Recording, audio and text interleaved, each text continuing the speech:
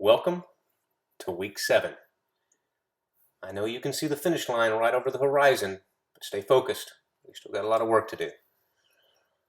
Last week we talked about crisis communication. We have a course in crisis communication. This week we're going to talk about social media. We also have a course in social media. So I'm not going to get into the weeds. I don't want to steal any thunder for some of you who may have already taken that course or will be taking that course. But I do want to maybe ask some questions to kind of stimulate some thought as it relates to social media. Our author claims that social media are changing the environment for corporate communication, and that's true. However, I want you to remember that the basic principles of communication remain the same. So here are some questions that I'd like you to consider as you move through this week and as you reflect on how we as strategic communicators use social media. How comfortable are you using social media? How does your organization use social media?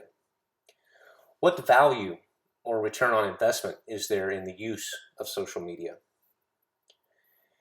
How does communication through social media compare with other forms of traditional communication?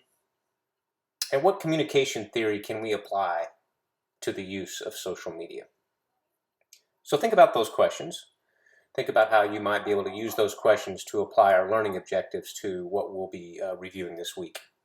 We'll look at some examples on social media, think Facebook, Twitter, LinkedIn, Instagram, many others. But remember, regardless of the platform, the basic principles of effective communication will always apply. For example, the importance of influence and trust. For those who use social media, that's key. Influence, trust. This has been true for any type of communication throughout millennia. It will continue in the future.